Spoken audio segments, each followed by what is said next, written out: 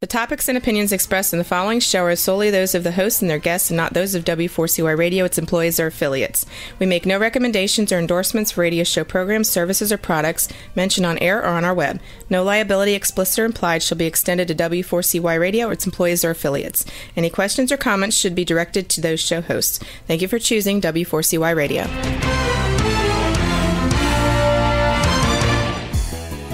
Welcome back, everyone, to the Geeks, Geezers, and Googlization Show, the home of Googlization Nation, where we talk with HR and business thought leaders about the crazy shift going on in the world of business, technology, and HR. Here's your host, Ira Wolf, and co-host Keith Campagna. Hey, welcome back, everyone, Googlization Nation, to the Geeks, Geezers, and Googlization Show. We continue to hope that you, your teams, your families are safe and staying healthy. We've had, again, another kind of disruptive, dysfunctional week, but we're here to help you make sense of it because there's certainly a lot of crazy shift going on.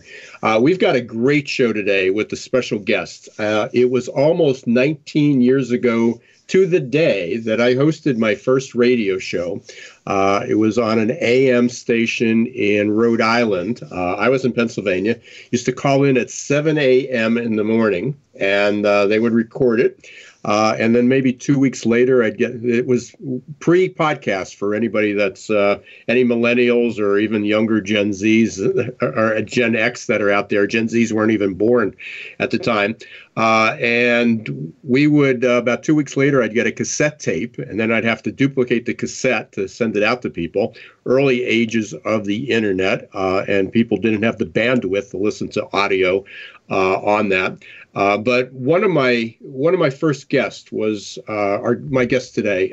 One of the two guests is a guest today, Joyce Joya. And her husband, Roger Herman. Unfortunately, Roger had passed away a number of years ago.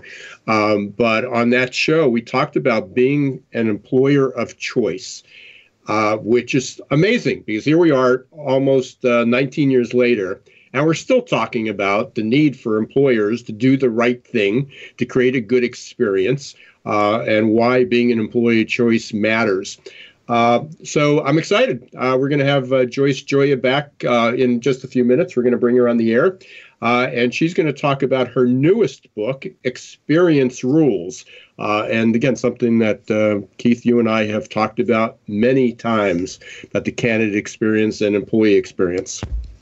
So. Yeah, absolutely. And it even anymore, right? It ties into the sales experience, the buyer experience, the overall experience concept has now risen to the surface in ways that nobody could have seen coming.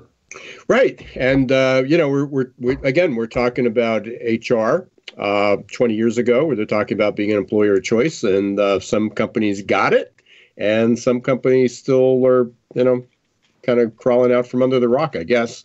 But you're right. I mean, it's extended experience, and a lot of this has come up over the last few months now, with COVID, of companies, suppliers are evaluating how their customers treated them. Vendors are evaluating, how they were dealt with. Companies are evaluating how their suppliers and their vendors dealt with them. And most importantly, a lot of employees are reflecting. A lot of candidates are reflecting now, who do they want to work for? This, we've talked about this many times, especially with the talent board and Kevin Grossman and Jerry. We've talked about this so many times with so many different people. The value of the employment brand, the value of having a good candidate experience, the value of treating your employees right. And this just brought it to light because the last 3 months have allowed people to reflect on a lot of things. And so going forward, it'll be pretty interesting. So I know you've been swamped, crazy busy. What's going on with you? Ira, it's a really good time here.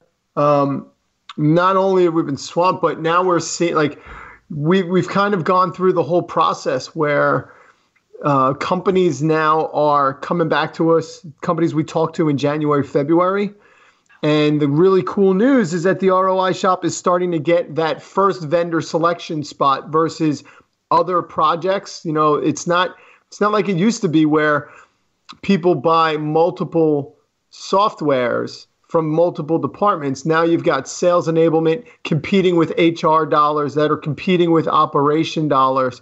And it's really fun for us to see that people are literally using the ROI shop tool to quantify the value of buying the ROI shop, and we're getting the results that, you know, that are just starting to, you know, really excite us. And it's global.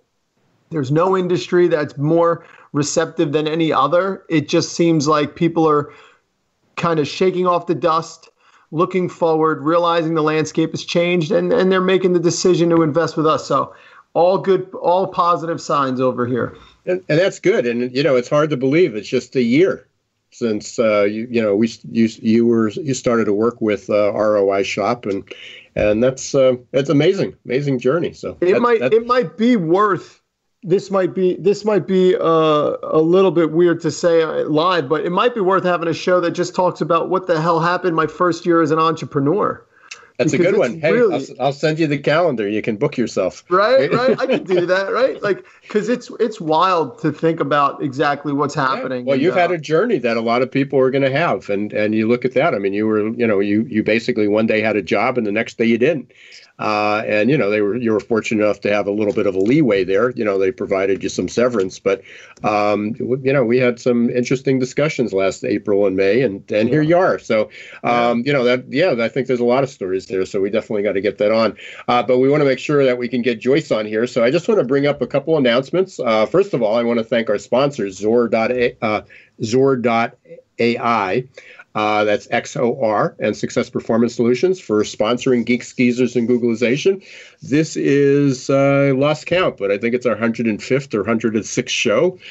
So we're getting on up there. And we appreciate all our listeners and our growing base. And every week we get more and more downloads and more people following it.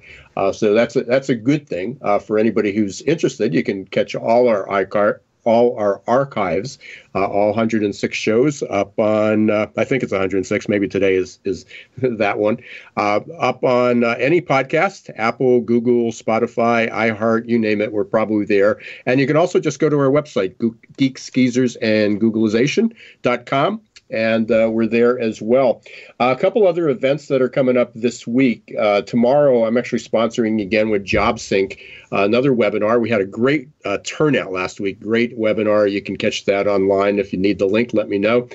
We talked about how to use Facebook for recruitment. And tomorrow, we're talking about the impact of COVID-19 on job listings. Very interesting. If people will look at the data, a lot of good opportunities of where to post and what to post and what jobs to post and where people with the skills you need are hanging out. Again, utilizing a lot of data. And then next Thursday, we've got the second webinar in our 4-part series on the future of employment. My guest is Dr. Ed Gordon. I know Joyce knows Ed pretty well. Very well. And so Ed will be joining us. We're going to be talking about the failure of current talent strategies. The failure of current talent strategies. How many hours is that one going to be? So, yeah, well, Ed Ed looks at it as a labor economist. So this isn't just the stuff we're talking about. He's got the data to back this up. So an amazing guy. He's got he shames us all. I think he's got 20 some books published out there, and he's working on another one, and that's we'll be talking a little bit about that. And then in July, there'll be more announcements about this. But on July 16th, I've got Sarah Turner, and another hot topic. We're talking about diversity and inclusion. Using by applying the growth mindset. So we'll be that's on July 16th. To get information on any of those, if you're a member of Googlization Nation, which you can be for free, go to Googlizationnation.com and you'll get all the updates. I send out a weekly newsletter with webinars and white papers and events that we're having, including the podcast and any, again, like webinars like tomorrow. And we got a new white paper on trust, 5 keys to building trust.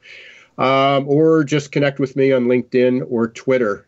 You'll see the announcements. We're pretty active on there as well. So go up to GoogleizationNation.com and you'll get announcements and the registration. All those events are free, so you can take advantage of it. And I think that brings us up to now the most important part of the show. We've got Joyce Joya from the Herman Group. Welcome, Joyce, to the show. Great to be with you, Ira. Yeah, it's been a long time. We've obviously chatted with in between these times, but 19 years ago, in August 24th, I think was the date. So we're 2 months short of 19 years.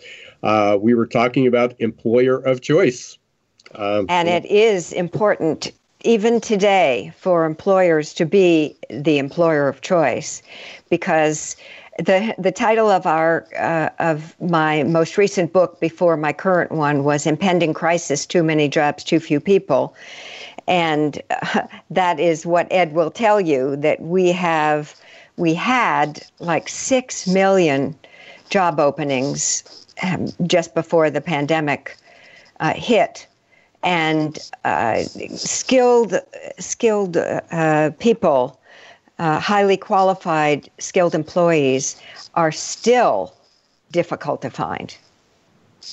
Well, we've talked about that a few times, and I've done, brought my share of interviews, both here, that I'm doing the interview, but also being interviewed.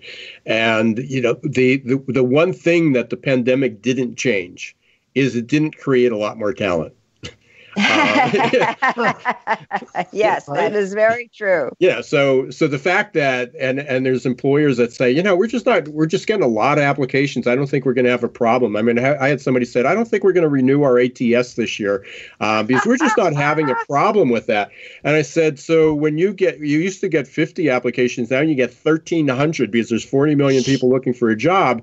And they go, well, that hasn't happened yet. And they go, okay, wait. But the other problem is not, there's a lot of people, I mean, out of the 40 million people, and there will be more, as PPP runs out and, as things settle out and people can't keep them on their payroll indefinitely without business, there's going to be more people. There's certainly a lot of people out there that do have the talent. But the one thing that the pandemic did, and I think you'll agree with this, is that it forced everybody to have new skills as well. So people have to have, not only did they have to have the technical skills and, the education or whatever they need, but now they have to be comfortable and proficient at working remotely. Yes. And that means they need digital skills that they didn't have before. And some of those digital skills are, what happens when my computer doesn't work, or what happens when this doesn't work? They can't call IT. Well, how about it? They can, but they may not get a call back in a reasonable time. Right. If they can fix it virtually, they can do that. But they can't figure out, hey, unplug this or move this, and they don't know what they're unplugging. So, yeah. So I absolutely the talent shortage has been exacerbated, has been increased, not eliminated. There are so for some places, some businesses, there's going to be more people looking. Available, but it's going to be harder to find them it's going to be a bigger haystack. Joyce, just a lot more hay on that haystack. Joyce, I got a question for you. Ira and I talk about this stuff all the time for over 100 times almost, right, bud? And by the way, Keith, I have a forecast. At some point, you'll be selling software for ROE. Return on experience. Well, I'll share with you the very first client I was able to bring on board here working with the ROI shop was an employee engagement software. Aha. Right? Okay. Right. So, and that's where my question comes from, because the three of us are super dialed in here, Joyce. Uh-huh. And my question to you is, when I think back to 6 months ago, we could do an entire week's worth of podcasts about the things that HR needs to get out of the way so they can create an engaging culture that creates retention, that creates a brand that allows any company in any industry to thrive. Yes. And none of those things were addressed before COVID hit. So where and now we have the pile of additional things that HR is not at all prepared to deal with. So with all due respect to my HR practitioner community, how do the broken, weak, unfed and tired, exhausted, handle all of this? Exhausted. Yeah. Where do we start? Gently and carefully, and they need to take care of themselves. You know, that the expression about being in an airplane and put on your own mask first. Right. So HR people need to exercise extreme care right now because they're really in the most stressful position that they've been in years. Seriously, because to a degree, the health and well-being of the entire employee population, to a degree, it falls on falls to the HR people, and so they're spinning even more plates than they ever were before. And they need to exercise extreme care and make sure that they're taking care of themselves. If they can get help, if they're allowed to hire some auxiliary help, they should do so if they need to. If the organization is not understanding about that, then they should see who they could cajole into helping them for free. Sure. Yeah. How they could possibly do a barter thing to get the help that they need right now at this time of crisis.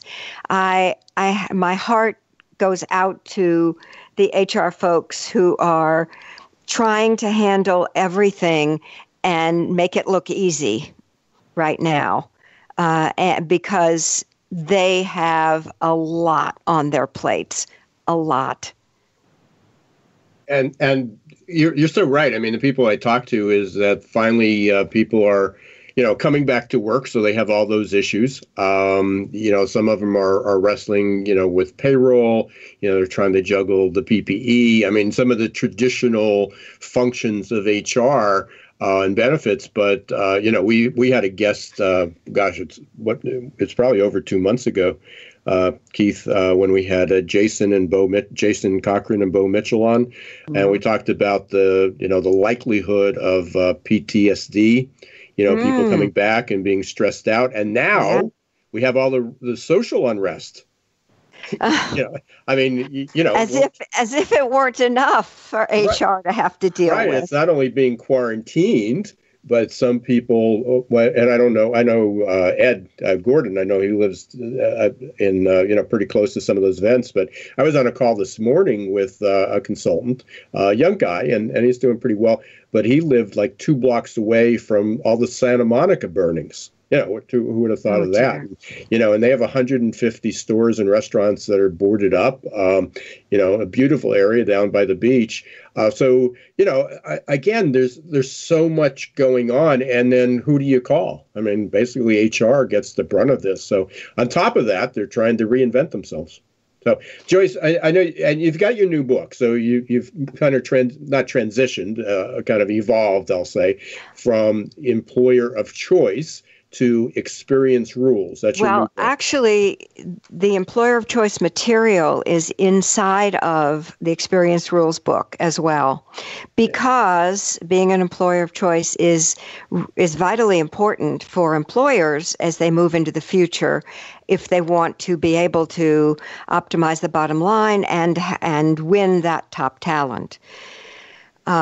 This book is the culmination of my decades of experience in marketing and HR and strategy and leadership, and it pulls it all together in a really neat way. It also forecasts the future of private enterprise, and that I believe that we will have folks in the ozone called CEXO, Chief Experience Officers, and we'll have fewer. We won't have a CMO and a CHRO, and with all due respect, sorry, HR people, I think we'll have an EVP of HR and an EVP of marketing and sales. And those people will report to the Chief Experience Officer, because what organizations are going to get is that the better the experiences that they deliver to all their stakeholders. And I'm not just talking about employees and customers, but suppliers and vendors and the families and the community and investors, all of those different stakeholder groups, the more profitable the organization is going to be. And so it's going to be a bottom line issue. And that's why they will reorg around this whole concept of experience, because it will drive profit into the future. And by the way, now more than ever before, because people are particularly stressed out. It's not just HR who's stressed out. I know to a degree I'm stressed out. When I think about just going to the store to pick up a few things, I have our grocery store locally doesn't require mask wearing. And I have a husband who's immune compromised now. Do I take a chance and go into the store? I'm wearing masks. All the employees are wearing masks, but some of the other customers are not wearing masks. Do I take a chance or do I not? And all of those things, all of those micro decisions that we make every day add to the stress and challenge. And sometimes those things play out in little aches and pains and issues, physical issues that we have. When I think it was 17, I was having a conversation with my dad. I was on the way to the airport to go back to school in Denver, Colorado. And I said, Dad, I've come to a conclusion that all illness is psychogenic. And he said, well, not all illness, daughter. He was a world-class gastroenterologist. But by the time he passed away, I think his belief system was much closer to mine than it had been at that time. Because the immune system, we know, works off of the amount of stress and cortisol that we have in our bodies. Mm-hmm. Mm-hmm. And if we want to stay healthy, we need to keep our stress levels down. And so it's more important than ever before for business leaders to understand that EMQ matters. That's a new term that I coined, and it's your empathy quotient. Because leaders are going to need to be empathetic to all of their employees, including HR, if they want to be successful as they move into the future. And also, they need to take care of themselves too. There it is, right? They have to make sure it's that, going back to what you said earlier, Joyce, which is so perfect, right? Grab the air mask for yourself, realize you could stabilize, and then you'll be the best person you could be to help other people. It's amazing. I mean, how many shows do we do that the conversation, Keith, we end up talking about empathy. Yep. And compassion. Joyce, when you said CEO, I mean, the CEO, obviously most people would recognize that as the chief executive officer. I've seen more versions of CEO in the last week. As chief engagement officer, chief experience officer, chief empathy officer. And again, everybody's going around that, but it basically the CEO, the traditional CEO needs to be all of those. Yes. They need to be responsible for the experience, the engagement. It's not something that can be delegated anymore. And that may be what you're talking about. And empathy cannot be delegated either. No, and trust. We've got this. I've been working with my friend of 25 years as well, Dr. Chuck Coker, and he had been working on a trust profile, which again is talking about trust, being able to trust the employer, being able to believe that they've got the employee's best interest or the customer's best interest when they reopen or they make a decision. Part of that is we don't talk specifically about empathy, but we talk about the components of it, about being transparent, being about relatable, being about, do people feel empowered around you? Do they trust your judgment? There were 5 factors, and do they all, build up to that? So people think, Well, we're going to have everybody do. It's funny. We launched an LMS, and we got 2,600 programs. And I'm going through all the and I'm going through. I didn't personally launch them. Obviously, I'm partnered with a company, but I go through, and they have an online course for empathy. And people, and I get calls for, I've gotten calls for that. And they said, do you have any, do you have emotional intelligence? And he goes, yes. Well, they're going to learn the basics of emotional intelligence, but they're not going to become more emotionally intelligent by listening to 10 7-minute videos. It's not going to happen with empathy either. I said, what are you hoping to accomplish? And I said, if it's an introduction to what it is and why it's important, then they'll get it. But that's not going to satisfy what you're trying to accomplish. I mean, if the outcome was, can they watch 30 minutes of video and complete a certification? The answer is yes. Is it going to make a difference? Sadly, maybe, no. Yeah.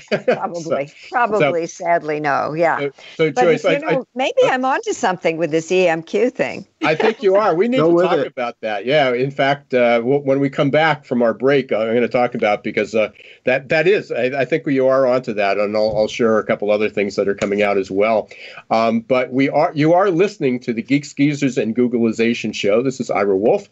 I'm your host. I'm with Keith Campagna. We are with our guest today, Joyce Joya from the Herman Group. We've been talking about experience rules and employer choice, and the new position that everybody should be considering, the Chief Engagement or Chief Experience Officer. And when we come back, we're going to continue our discussion about the EMQ, the empathy quotient. Could be something new. You heard it here first on the Geeks, Geezers, and Googlization show. Meanwhile, we're going to hear from our two sponsors, Zor.ai, XOR, and Success Performance Solution. We'll be right back in about 2 minutes.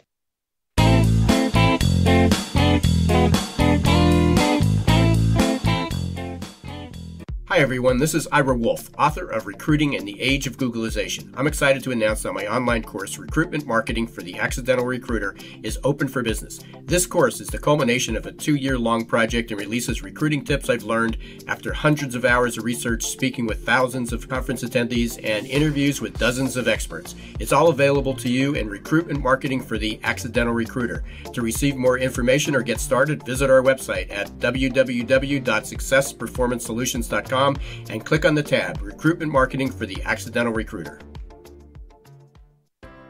Imagine how your company would grow if your candidate experience earned a 99% approval rating.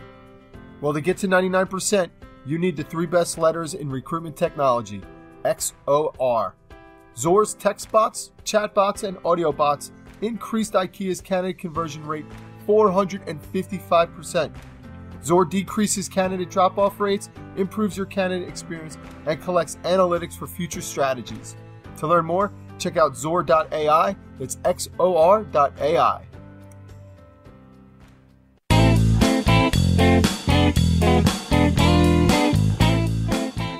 Hey, welcome back to the Geeks, Geezers, and Googlization show. I'm your host, Ira Wolf, here with Keith Campagna and our guest, Joyce Joya from the Herman Group. We are talking about the employer choice. When we left off, we were talking about the new position, Chief Experience Officer, and the empathy quotient. Joyce, we were talking about that EMQ idea. There's quite a bit going on. I've been working a lot with, I write for Cornerstone On Demand, rework. And Heidi Spirgy, I don't know if you know Heidi or not, Nope. But Heidi is their VP of strategy, VP of a couple different things. She's got multiple titles out there. But she was working on, they're actively working on a project about adaptability. And part of that equation was empathy. They're still kind of putting some of that together, but I know I'm going to be interviewing her in about 2 weeks on that as well. So. It's really interesting that you use that word, Ira, because Roger Herman, my late partner, wrote a book called Turbulence, Challenges and Opportunities in the World of Work. Are You Prepared for the Future? And one of the chapters was called The Adaptables. And in that chapter, he talked about the people who would be most valued in organizations as we move into the future. And it was the adaptables. And that's because absolutely what we need is people who can walk and chew gum at the same time, people who can do X when it's needed and Y when Y is needed. And that whole concept of adaptability is something that I sense that Gen Z is going to be particularly good at. And I think that's an important distinction, because as I'm listening to you, a lot of people think that's multitasking. And what we're talking about, adaptability, agility, a lot of these words are thrown out, and I think people mean the same thing, but although they actually have different meanings, to them, if you looked up their definitions. But again, being able to be more fluid, being able to adapt to the situations, and that doesn't necessarily mean that they're easily distracted. And again, as human beings, it's debatable whether we can actually multitask. What we can do is we can reprioritize quickly. But that goes back to what we talked about earlier, too, a little bit. We sort of hinted on that, is people are going to have to learn a lot of new skills quickly and on the fly. Yes. And not just that, Joyce, before you respond there, maybe sure. I could add to that. Think about the gap in leadership between the senior people that work at a company that have maybe 10 years experience versus what a new Gen Z age group individual has in what they need to be engaged. There's constant learning, there's constant stimulation. And as it was prior to COVID, most organizations didn't even have a training mechanism that could keep them engaged. Very true, and sad, but very true. And we've been talking about that for a while, a long time. Well, I know you have, Joyce. Certainly. So let's go to the journey a little bit, because we talk about employer choice. So maybe briefly, you can, what are the characteristics of somebody who qualifies that, since that's an important part of experience rules. But I do want to find out of, because again, I've written 6 books. And I hated writing every one of them. I've got so much in my head, and it's like it's part of it. I don't like writing books. I like writing chapters or articles. So putting that whole thing together is really an arduous process for me. But I do it. I've done it anyway. So I guess my question to you is from someone who also, I think this was your 6th or 5th book as well. My 6th and first solo book, actually. Yeah. So I guess the question is why did you decide to write it? But before we can get there, just so everybody's on the same page, what are some of the characteristics of an employer of choice? Whoa. Okay. Let's address one first. Why did I decide to write the book? Because it was like a book that, in my view, I had to write. I saw this coming. I felt very strongly nobody else was seeing it. And I saw that we had all of these different kinds of consultants, and that the holistic approach was going to be the most powerful.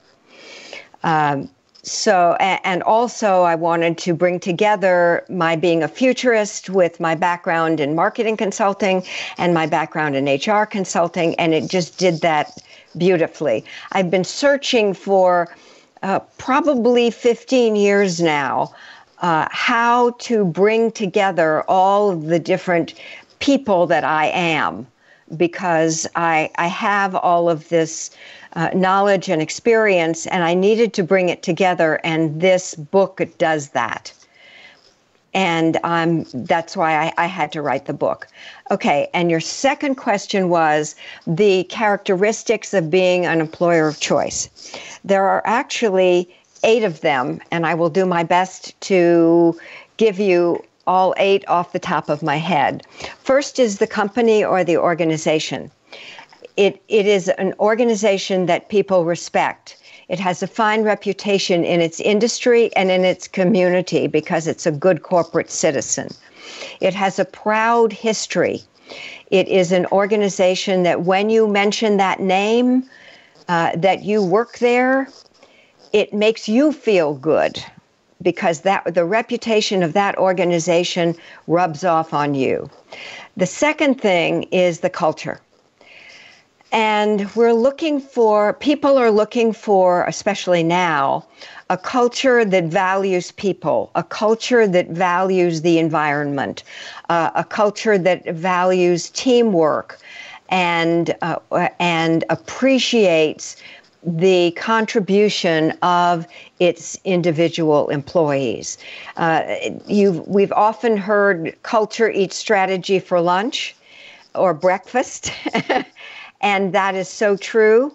If you don't have a culture that appreciates employees, not only will you not be an employer of choice, but you aren't likely to be able to compete successfully for employees in this ever-intensifying job market. The third element is care of people.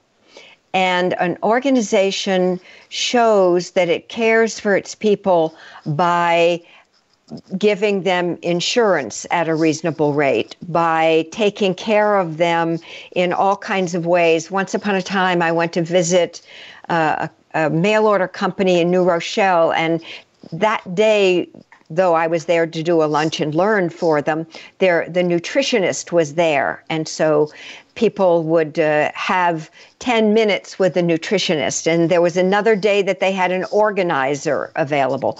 All of these little things mean a lot, especially if you're not a large organization, to your employees. So care of people is number 3. Number 4 is enlightened leadership.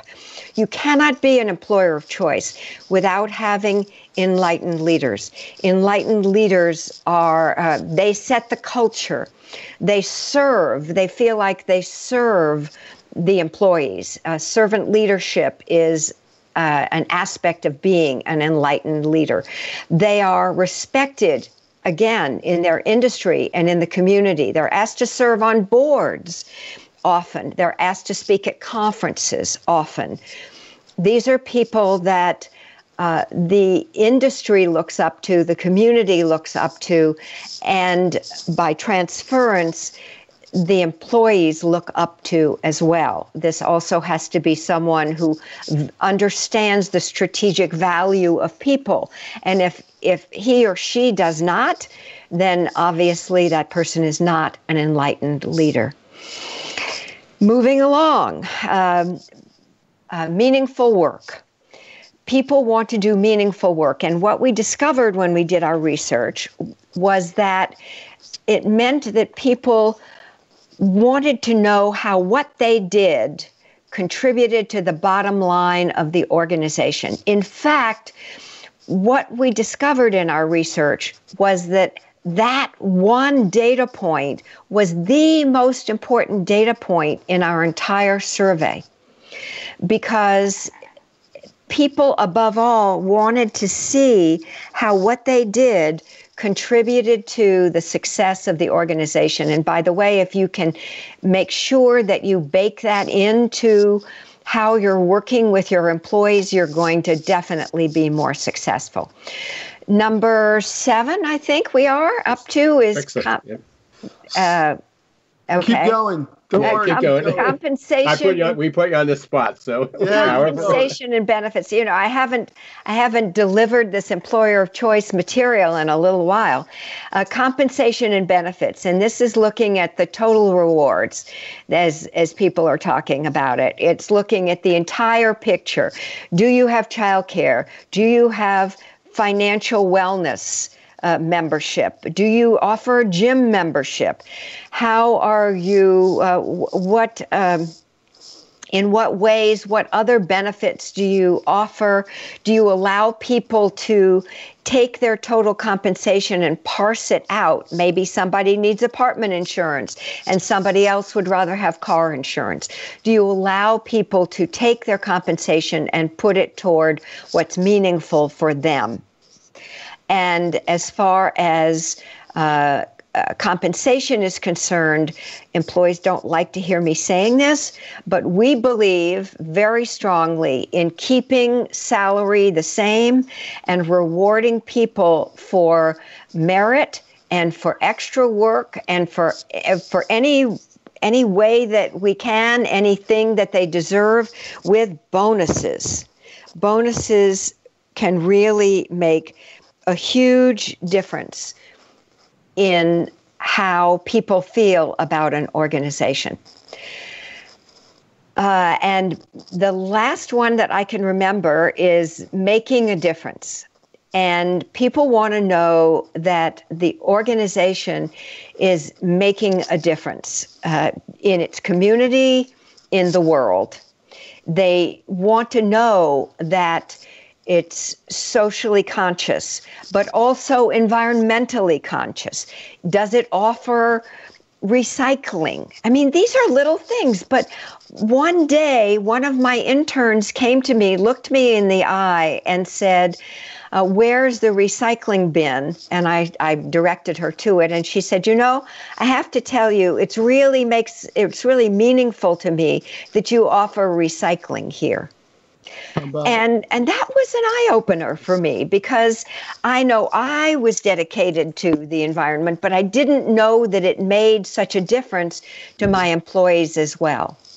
And that's just a little short story about how making a difference is important. Also, giving people time off to volunteer in their community, giving people time off for teacher conferences for their kids. And in these days and times, it also means taking care of them by understanding and being empathetic if they have children at home and they can't do their work until between 10 and 2 in the morning, which I suspect for some people is actually happening. Yeah, a lot of employees have become teachers, parents, spouses, housekeepers, caregivers, all those things in one. Right, Keith? Yeah, 100%. Keith is a single dad. Joyce, we're about to end up this conversation here, but I've been holding off on asking you a question because of how amazing the insight you just shared is. But I want to tie it back super quick, if you could, please. And we'll always have you back on the show. Yeah, thanks. I look forward to coming back, and soon, because I've been doing this whole series of Herman trend alerts about helping people to cope with what's going on with COVID. Now, I'm a futurist, and so I always end up with what the future is going to be, but I'm trying to give people hope and help and a trusted source for information, because sadly, there are some of our institutions that we used to depend on as bedrock, and we can no longer do that. 100%. And that's kind of where I was going with my last question. You mentioned drive profitability. Every step of an employer of choice criteria that you just shared with us, in my mind, leads to more profit. How can somebody who's got any practitioner inside of HR, where can they start to go, or what do they need to consider so that they could relate all of these valuable, what we could consider for today's conversation, intangible characteristics of an employer of choice? How do they make that something real that they can get even harder budget dollars for? I'm so glad you asked me that question, because one of the things that I'm going to be doing is I'm going to be doing the employee retention specialist training online. First time, people have been asking me for years to do it online, and I've always resisted. Now I'm about to do it online. So anybody who wants to be an employee retention specialist should definitely contact me at joyce@hermangroup.com. But the one of the things that we cover in that is, how do you sell employee retention to the ozone, to the leaders, to business leaders? And the way that you do that is by showing them how what goes into their pockets is affected by your turnover. Turnover is very expensive, employee turnover. Also, there's a tremendous value in the continuity of having the same employees dealing with each other and with your external customers on an ongoing and continuous basis. That continuity is worth money to the organization. And you can actually quantify that. It's not easy, but you can. Great answer. I agree with you 100%. It seems like maybe if I'm lucky, I'll grab some time on your calendar and we can talk about that, because that sounds like an exciting session. Happy to. Hey, Joyce, you did a great job, and I wanted to bring that employer choice out. I know you hadn't done that in a while. We were going to talk about experience rules, but when I listen to you share those, they are the values that drive. When people talk about employment branding, the importance of people want to know who the company is. They talk about company culture. Mm-hmm. You basically listed the eight rules. And you've got the data and the research to prove it. This is what somebody needs to do. There's not something simple to go out and go, hey, we're hiring a new marketing department, and they're going to help us with our brand. Right. It's just so silly. And we are coming up short on time here. So there's a couple things I want to, get people how they can get the book, the experience rules, how they can get in touch with you. But I want to put a plug in for you. I've been getting the Herman trends for Herman Trend Alert. Yeah, for 20 years. Is it? Yes. It's been published more than 20 years. Yeah, that's maybe how we met. We had a couple of mutual colleagues. I like you and everybody else get dozens and dozens and dozens of newsletters. Every week I get it. I at least open it up. Not everyone resonates with me, but it's one of those that I get. So how can people get the Herman Trend Alert? They can go to www.hermantrendalerts.com. I try to keep it to one page, but with this COVID pandemic, it's been longer. But it's one page on the website. Yeah, and Herman is Herman, by the way. So Herman, one R, one N, Trend Alert, but not like Herman Munster, who let the world pass him by.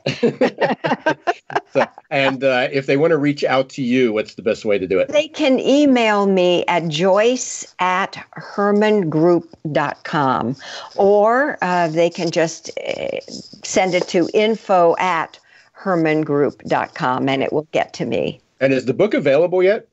The book is not quite available yet. It will be available next month on from Indie Books. It'll be on Amazon and many other places. Okay. And if they subscribe to Herman Trend Alert, I'm sure they'll get an announcement. Definitely. We'll invite them to our online book launch. Yeah, absolutely. I appreciate that. Congrats on the book. Thank you so much. So much. What a great podcast. Hey, Joyce, we will definitely have you back, maybe as co-host at time.